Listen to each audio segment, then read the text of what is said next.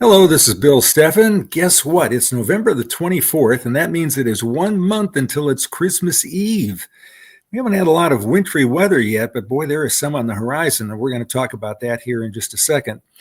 First picture to start you out is from Sleeping Bear Dunes National Lakeshore Facebook page, and this is a milkweed plant. And these are very important because the monarch caterpillars come and feast on the milkweeds here, and they're pretty exclusive to that particular plant. So we got to make sure that there's some of that still around for them.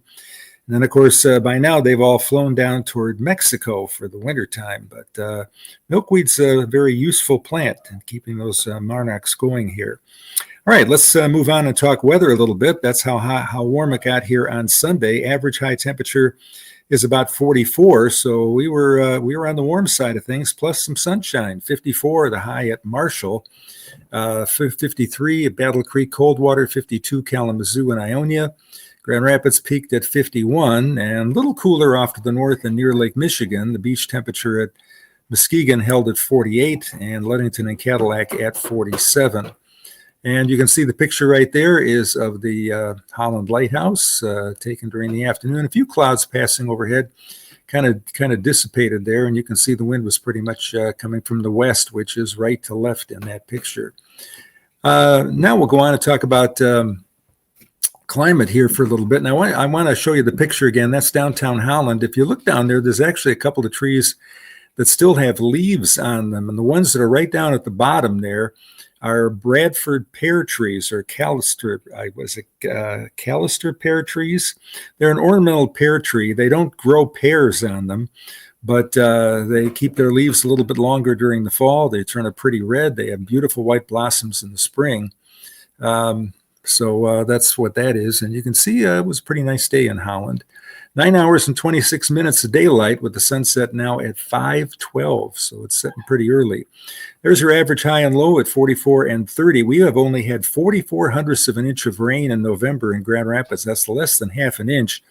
And I believe that works out to about 16 or 17% of normal. So it's pretty dry out there. By the way, if you can you can hear what's going on. The cats are chasing each other out here at the current time. Record high temperature 66 in 1931. Look at the record low, 9 below zero. Can you believe that? In 1950, we had a blizzard right around this time, around the 25th in Ohio, Indiana, and Michigan. And the temperature was 9 below on one day and then 10 below on the next day. That was, again, back in 1950. All right, let's take a look at the lake forecast here. Lake Michigan was an interesting place to be yesterday, and the lake forecast for this Monday calls for south winds increasing to 12 to 22 knots. Waves start out fairly calm here and then increase to around 2 to 5 feet during the afternoon. If you look at the picture there on the beach, there are some of the kite sailors, and they have some of their kites there, and they were out in full force here, it being a weekend, and you can see the waves there coming on in. Good day for that. Okay, we got some rain and snow to talk about. This is the entire United States, and this is how much snow and rain is expected across the United States during the next 66 hours, or essentially the next 3 days, Monday, Tuesday, and Wednesday combined. You can see some heavy precipitation across parts of Texas, southeast Oklahoma, and Arkansas. That will be in the form of thunderstorms. It is still raining in parts of Arizona, and you can see the rain in the Pacific Northwest should be pretty substantial, but there is some rain in Michigan too. And again, keep in mind this is Sunday, Monday, and Tuesday. Now, most of this is going to be rain coming Monday night into Tuesday, but then on Wednesday, we're going to see some snow. So if we go on to the next map, that'll show you what we expect across the country in terms of snowfall. And over on the right side, I've got a little update on Jay Peak, Vermont, where they've had 93 inches of snow. They have an 18 to 36-inch base. The ski resort is open. And I want to point out again that Ski Brule has opened, first ski resort in Michigan. They've been making snow at night. And they are up in Iron River. But you can see the little blue going on there in Michigan. And first of all, let's zoom into the next map here a little bit. Heavy snow is going to be falling in parts of Wisconsin and upper Michigan, as you can see. Now, this is a 66-hour map, so it's Monday, Tuesday, Wednesday. Most of this is going to fall during the day on Wednesday. So if you're traveling up across the western UP, central UP, this could get nasty up there, tough driving. In lower Michigan, you can see that we have the really lightest blue color. That's less than an inch accumulating, but it's something. And that would be across much of the area here. And once you get up north, there's two more shades of blue up there. The one little dark patch of blue, which is just to the west of Cadillac, is where they expect about 2.5 inches of snow to accumulate on the grassy areas. There will be slippery spots Wednesday night and Thursday on the area roads. And could even be during the day on Wednesday, especially off to the north there, Cadillac, Kalkaska, Mansalona, up toward Gaylord. So keep that in mind. And we'll update this again here during the day tomorrow. All right. A couple other things to talk about. We have a winter weather watch for a winter storm watch for northern Minnesota, northwest Wisconsin. It's a little too early to have that out for upper Michigan, but I'm sure that is going to be extended into upper Michigan. This is for rain changing to snow, and 3 to 7 inches is expected in this watch area, and that will translate eastward. I would suspect there'll be over half a foot of snow in western upper Michigan, and some snow down here in lower Michigan as well. So that's where driving could be a little tough here during the day on Wednesday.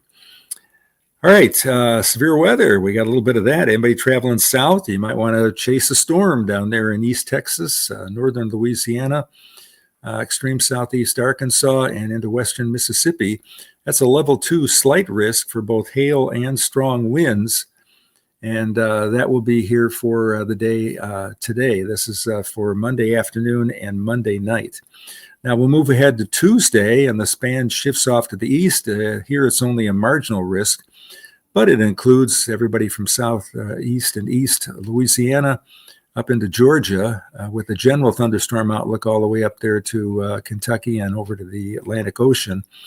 If you're in almost all of Mississippi, pretty much all of Alabama or western Georgia, there could be a heavy thunderstorm here Tuesday afternoon or Tuesday night. But that won't affect us here in Michigan. This is a tropical cyclone Fina, F-I-N-A. It's neat to look at these satellite pictures. Look at Australia, how that stands out. The white clouds, the brown there, because Australia is mostly a desert. There's not a lot of green there to see. But you can see the swirling clouds of Fina, and we have a path map for that to show you. Let's take a look at that. This is northwest Australia, fairly low population in this area. You can see there's the town of Wyndham, a little bit below the center of the map there. And that's where the storm is going to be coming on shore. It will produce some heavy rainfall and the possibility for some local flooding, along with some pretty strong gusty winds. Winds offshore could reach 100 knots, and the knot is 1.15 miles per hour. That'll be about 115 miles an hour, but of course it weakens very quickly as the center comes on land. So it's kind of interesting. Fina is the only tropical system in a tropical storm in the entire world right now. Some sun is expected today in West Michigan, mainly during the morning. I think clouds will be increasing during the afternoon. There'll be rain late Monday night into Tuesday. I think Monday evening could still be dry if you're heading out 7, 9 o'clock or so. But late Monday night, rain moves in. That will continue into Tuesday. It's still mild, no snow then, but rain will change to snow during the day on Wednesday. We may start out with rain in the morning going over to snow, and it may start accumulating on the grassy areas. Some snow showers expected here during the day on Thursday, when there could be a slick spot or two on the area roads. All right, taking a look at today's forecast, we're going to be seeing temperatures once again back up into the low 50s, could even be mid 50s in a couple of spots. So that's about 10 degrees warmer than average. Pretty chilly during the early morning. There's some frost out there to scrape off the car if you're heading out early this morning. Partly cloudy skies early, and then increasing afternoon clouds. Winds be out of the south, 5 miles an hour early, increasing to about 12 to 15 miles an hour during the afternoon. High temperatures on the day today look like this. We'll be seeing readings up into the low to mid 50s in Inland areas and even at the lakeshore, low 50s are certainly possible. A little bit cooler where the wind's coming in off the water down there at Chicago and Milwaukee. Milwaukee, one of the coolest spots on the map. And up in the UP, you can see readings are well above freezing up into the mid-40s. The outlook for Tuesday, the second day here, calls for temperatures to once again be up into the low to mid-50s. You can see the cooler air starting to move into upper Michigan here during the day on Tuesday, but the bulk of the cool air doesn't get here until Wednesday and Wednesday night. So we got a couple of mild days coming up with temperatures well above average. Again, dry today with rain likely here Tuesday morning. And the 5-day forecast looks like this: increasing clouds and 53 today. Showers at 51 here. I got the chance of rain at 80%. I was toying between 80 and 90, so it's a pretty sure bet for some rain late Monday night and Tuesday. A mix of rain and snow on Wednesday. It'll probably be rain in the early morning, changing to snow, and then snow during the afternoon. It will be mainly light. I'm not anticipating any heavy accumulations or anything like that on Wednesday. 60% chance of snow showers on Thanksgiving Day, and it will be snow. It will not be rain on Thanksgiving Day. We may struggle to 34, but that's a pretty chilly day. Much of the day, it may only be around 31 or 32. Main roads will probably just be wet, but we'll keep an eye on things. And mostly cloudy, chance of a few snow showers. Should be fairly light here during the day on Friday, and only 32. More snow is likely over the coming weekend. And the 8 to 14 day outlook calls for temperatures here to be a little bit colder than average here. Average highs are low 40s, so we're looking at a lot of days here with temperatures daytime 30s and nighttime 20s. Stays warm in the southeastern U.S. for anybody that wants to escape and go to Florida. And a lot of cooler than average weather from New England, across the Great Lakes, down through the Plain States and into the southwest and northwestern U.S. And in terms of rainfall, again, much of the country seeing above average precipitation here. That will likely include Michigan. So a little bit of a change from the very dry pattern that we've had here much of the fall. Well, let's see what else we've got here today from Alex and from Michelle, who's working tonight. November 24, 1968, Hemingway's Windermere added to the landmarks.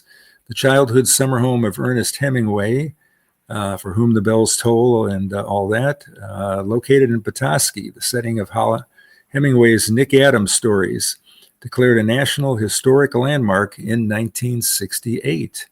I have not seen that in person. That might be a good thing to check out. And again, that is up in Petoskey, Michigan. All right, let's go on and take a look at the next slide that we have here for you. November 24, 1992, the first smartphone was introduced. Wow, that is very interesting. I remember when smartphones first came out. My father picked up a cell phone pretty quickly, but it was like in a suitcase back then. It was pretty big and bulky, but that's what they look like. And that was 1992, and boy, hasn't that changed the world. Wow, pretty amazing. Fully released in 1994. All right, let's go on to the next slide that we have here. An interesting day in history. Franklin Pierce, born on this date in 1804. One of the presidents that's a little bit more obscure. You may not know a lot about Franklin Pierce. He wasn't a big wartime president or anything like that, but the country moved ahead. All right, let's go on to the next slide here that we have. November 24, 1898, Louis Ebel writes the Michigan Fight Song. Louis was a Michigan music student at the time. He was inspired by the football team's close win over the University of Chicago, which was a Big Ten school in the early days. The win was part of an undefeated season. Sometimes Gerald Ford played the fight song instead of Hail to the Chief. We'd have Hail to the Victors instead of Hail to the Chief. All right, let's go on to the next one. I think we have something else here about this. Do I know the lyrics? Yeah, mostly. Sure. I'm old enough to remember that. I've lived here. Hail to the victors, valiant. That would be a little, yes, a little alliteration there, victors and valiant. And let's go on to the next one. See if you know the next one here. Hail to the, how about conquering heroes? Does that sound right to everybody? Yes, indeed it is. A good portion of my wife's family went to the University of Michigan. Her sister did, and and her husband, in fact, they met there at Michigan, and then their kids went there as well. Two of their three kids went there. Okay, let's see what else we got. We have another one. Hail, hail to Michigan, leaders, and let's see. Would that be best? Let's see if we got that. Yeah, okay, got that right. And let's see if there's one more. There should be one more. I don't want to give it away. Okay. Hail to the victors valiant. Hail to the conquering heroes. Hail, hail to Michigan, the champions of the West. And Michigan was the West way back then. Okay, now not quite so much. But all right, let's go on to the next one there. And yes, indeed, it was champions. So we got them all. There we go. All right, I think I saw, yeah, there we go. November 24th, 1868, Scott Joplin's birthday. He lived from 1868 to 1917, so he was not, didn't live to old age. Born in a musical family in Texas, was part of the Chicago World's Fair of 1898. That is true, which helped to popularize ragtime music. The Maple Leaf Rag was his first and most influential hit. A little bit of a salute to Canada. They're the Maple Leaf country. All right, let's go on to the next slide here. We have something more here on Scott Joplin. Is Joplin, Missouri named after Scott Joplin? Well, I'm going to say no, because I think Joplin, Missouri was around a whole lot longer than, it goes farther back than Scott Joplin's famous years. Joplin, Missouri is named after the Reverend Harris Joplin. They had a big tornado, by the way, in 2011 through Joplin. A very tragic situation there. All right. Harris Joplin was one of the first settlers to the area, but the city was first named Joplin City just 3 years after Scott Joplin was born, right, 1871. And Joplin is in the southwestern corner of the state. This is a picture again from Bernie Engels. I want to show you this because it looks like that's what's going to look like when you wake up Thanksgiving morning. If you haven't cleared the leaves off there for a while, you're going to see the snow accumulating there. Watch your step Thanksgiving Day, so there could be a slippery spot or two. We have another picture to share with you, I believe. Let's go to that from John Doherty. Happy little chickadee, I think that is. I have found the chickadees, or mainly one chickadee, has been the most friendly bird I've had at the bird feeder. That chickadee will let me get 4 to 5 feet away from it before it will fly away, and it chirps and makes some good noise. But they're a friendly bird that comes to my bird feeder. And do we have anything else?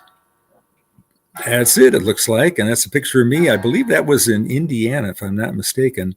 And I was impressed at how tall the corn was there. It was already up to my chest and beyond. In fact, I saw corn down in Indiana that had to have been 10 feet high.